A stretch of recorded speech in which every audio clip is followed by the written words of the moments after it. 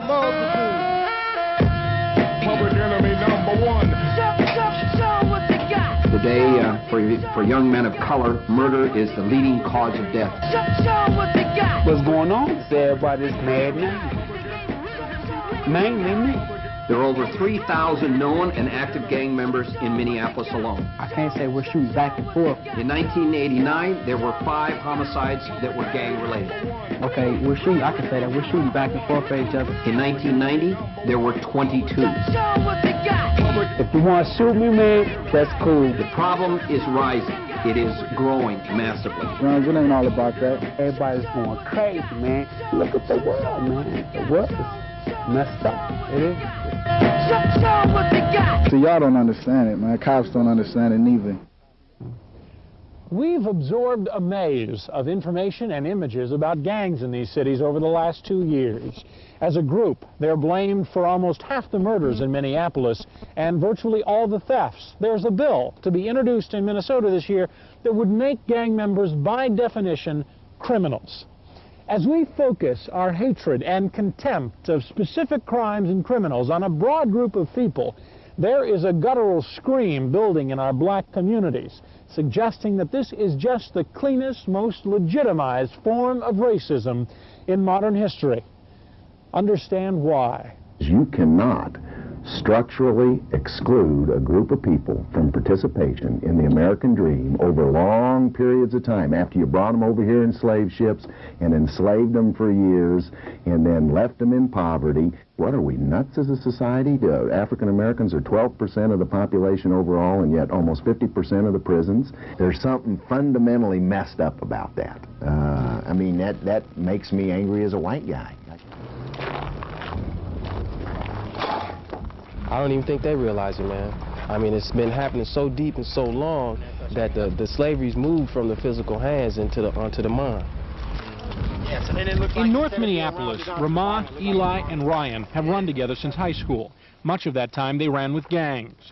But early on they found other ways to express themselves. Each found art. We asked them to come together in a language and a style of their own to explain what is happening. There is something other than what the media projects, something other than what you see that you can be. If it hasn't always been this way, then that means that it doesn't always have to stay this way. This is like the first part of the baby, the innocence.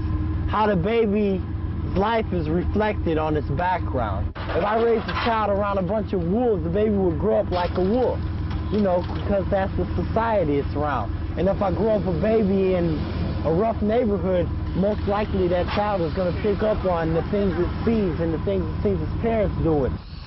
If you're in any type of organization, they assume that automatically at the top is drugs. Because what are you organized about? I mean, if you organize to do something, what are you organized to do? Okay, they automatically assume that you're organized to do drugs because you automatically you're young, you're black, you know, and what else can you do? It says stage, but we're just using letters off of here to put the stop on it. I've lost a lot of people to gangs and drugs and all that, and I don't know, like the message is stop. We tried to make it as blunt as possible. But what we're trying to say, you know, if you have a loud color, it'll make a loud message, you know. Stop is gonna be like the main theme. Stop the you know, fighting. Stop all the negative. Everybody about that money, so y'all can't down us for trying to make no money either. You can't. It's just for the fact y'all got more power right now, man. You know what I'm saying? That's how I look at it. But y'all ain't gonna have it for much longer. I'm talking to, man, the world in general. Whoever got the power. You know, man, I want some of it too. And drugs is a pretty nice power. It is. I ain't condoning it, man. I ain't saying it's right. But man, look at the word. Ain't shit right. Are you gonna do the whole building? I want to. Ramah, Eli, and Ryan use their paint as a medium, reaching kids even in the making, with messages they themselves missed for so long. It is art imitating life in cartoon, but it's the message that's most important to them now. They want life to imitate the art. This scroll is going to be a message to those who are involving themselves and gang activity to stop and look and understand that there's people who came before them that fought to give them basic justices and basic things, basic human rights. I'm not gonna use a lie. And that they're violating those who fought for those rights by not using them positively. Stop. Learn. See what's going on around you. You see your friend get shot, that's gonna be you. And when it does, then you waste it. So why not just stop and pay attention to it? That's all I got to say, man.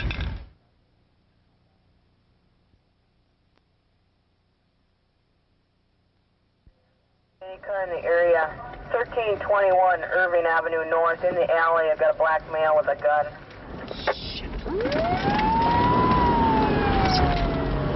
It is how we've come to know the street gangs of the Twin Cities. 431 emergency. Got the suspect probably running southbound the alley, south of Plymouth. From one frantic scene to another, these images have come to represent how we see black youth in society. Groups of black youth banding together out of loyalty, love, and fear, living in a world far from anything most of us can imagine. What's your name, man? The hostility on these streets is intense. What are you doing down here?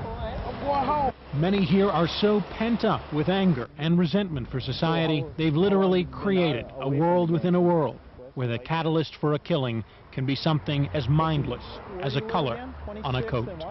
We all headed for self-destruction. That's it. You be out kicking it, man, and then you just feel rowdy. Like, you know what?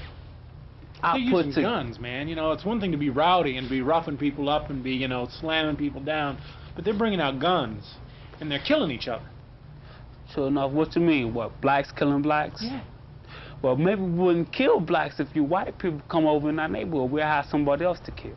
They are people like Chu here and others like Lee, taking all the hostilities of the real world and releasing them in their own. It's a problem that's going on with some of your people, my people, with the opposition. I know how y'all is, and I know y'all just don't want to go talk to them. Y'all probably just want to shoot them down. Gangs do become criminally involved as they plan their attacks on each other. Still, they are more often implicated as a group for the crimes of individuals, acting completely on their own. Take the case of the Richfield convenience store clerk allegedly murdered by a gang member. It's called gang-related by the police and the media alike. There's little, if any, evidence to suggest the killing had anything to do with gangs as a group. No, turn around. Relax, relax. Turn around. This way. Face me. Face me. Yeah. Open your mouth up. Lift up your tongue. How about that little rock? Why don't you spit it on the car so we don't have no problem, okay? Nowhere in the U.S. has the relationship between gangs and crime become as organized as it is here in Los Angeles. Why don't you put that on the ground, because it looks just like baking soda to me. Why don't you step on that? Here in Los Angeles, some gang leaders have found that life as a drug baron is better. They hold on to their gang ties just enough to keep a control of their neighborhood and a loyalty of the gang members who will work for them. They have turned gangbanging into a big drug business, and they market it nationally. It was in a central desert in California, behind bars, that we found a woman who grew up with the gangs and for a while ran at the top. Her incarceration here is a testament to her knowledge of the inner workings of California's street gangs. She knows the links between organized narcotic sales and gangs. She's lived it. Just like a job is set up, and everybody follow the chain of commands. But it's as organized as just like going to work every day. You only work longer hours. It's almost like you never get off. Regina says gangs in California have become central to the organized distribution of drugs because of their often desperate economics and their tight-knit nature. The organization of street gangs and the family ties they involve make them an easy vehicle for distribution. And the way you really get hooked up with out-of-state things is, for instance, I might have an aunt or a great aunt or somebody in my family, where you might got some people in Arizona. So what we gonna do, we gonna plug in not to them aunts, but to them aunts' kids. Regina says the gangs move to distribute nationally because the drugs bring a better price outside L.A. and because the police, the heat of Southern California, is often too much to bear. You zero in on the area. It's almost like police. We just do the opposite. Police zero in where it's hot. We zero in where it's kind of cold until we make it hot. He's got a rifle on the back. step out. Keep your hands where I can see them. Here, the gang warfare, often a drug warfare, has reached epidemic proportions. You guys having a problem with Largo? Jesus Christ, driving up here with guns and shit? Hold on. Oh, well, shit happens. Here, young, often disadvantaged youth have decided things are so bad, they quite literally are not worth living for. They're here to kill somebody. That's the bottom line. This is a rival gang. This is a rival gang. They don't get along with them. They're driving up the street getting ready to do it. Fully loaded, 45 caliber. Tell me that's not going to hurt somebody. The desperation here does not approach the situation at home in the Twin Cities, but the similarities are worth noting. You guys be careful. Some fool's out here running around with a gun. Can you believe that? Already, we've made major interceptions of Los Angeles-based drug traffickers working through gangs on our own streets. They bring the firepower for the war it's become on the streets here at home. Literally thousands of black youth have joined gangs here. For many, it's just the way they grow up. Clearly, not all of them have stepped into the throes of the drug trade, but it's an easy step to take. In the coming years, they'll be wooed by the likes of Regina as gang life moves more from love to money. The ultimate challenge for our own society is to show them something better before she does. Rick Capcella, KARE 11 News. Oh man, we had a terrible winter. Terrible. We're talking pipes of gone. We're talking pipes busted. Bismillahirrahmanirrahim. Alhamdulillah, Rabbil Alameen. Rahman Maliki Yamadeen. It is the opening prayer of the regular weekly meeting of the Vice Lord Nation. Their words, fired in rapid Arabic cadence, you would not recognize them as the leadership of the city's largest street gang. We see very little that is spiritual about them, but these men have a message. For the brothers don't understand Arabic. In the name of Allah, most gracious, most merciful, all praise due to Allah. Ain't nobody gonna help us but ourselves first. Discrimination. It is the first time they've opened their doors to a member of the media in this state, convinced that the first step toward communicating a new direction is to let people see it. We're not saying that we're perfect, but we love and care for each other. We're working together. That's what we are saying. And we're a group of brothers. So we're not the, what did that paper refer to us as? The mafia with Sharif being Michael Corleone. This isn't Godfather 3, this is reality. After years of fighting among themselves, rival gangs, and the police, the Vice Lords insist they want to drop their pistols for pencils. They want to seek out new education and job training programs. It's a most unlikely mission from a most unlikely source. The catalyst for it all rests with the state's ranking Vice Lord, Sam Sharif Willis. And for the time being, he's doing the motivating from Cell Block B here at Stillwater Prison. I think I have the ear of a lot of people, and it's essential that somebody take a role to be more responsible with these kids. You got to do something. If you don't do it, and if you don't do it soon, we're gonna have a lot of deaths, you know. Sharif grew up with the gangs in Chicago, as wild and mean as any on the street. His arrest record goes on for pages. Federally and locally, he's been convicted of everything from robbery to murder. He climbed up within the ranks of his nation. Now near the top, at 39, he's outlived most of his peers. He's seeing things differently. He does not disown the gang. He works to inspire them. I went through a lot of betrayals of myself and the dreams and the ambitions that I had for myself. I've been locked up on various occasions, but I've never paid a debt to society. I'm trying to pay a debt to myself as well as society should benefit.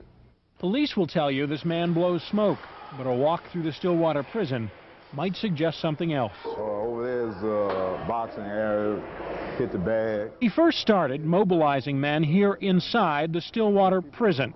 Among the leadership of African-American inmates, he helped found a school for black inmates that operates in the prison.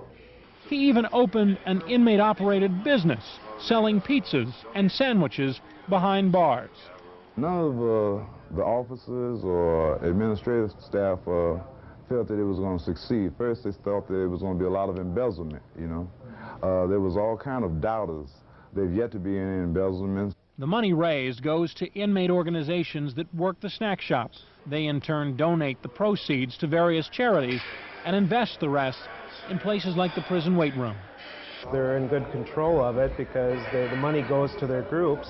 They want to make sure that they don't get ripped off and things go smooth, so it's a big success. Now Sharif looks to the outside, to the gang he grew up with. He recognizes that it's anger and frustration bringing many of them together. He wants to quell the anger and use the unity for something good. A bunch of our people slipped and got into drugs.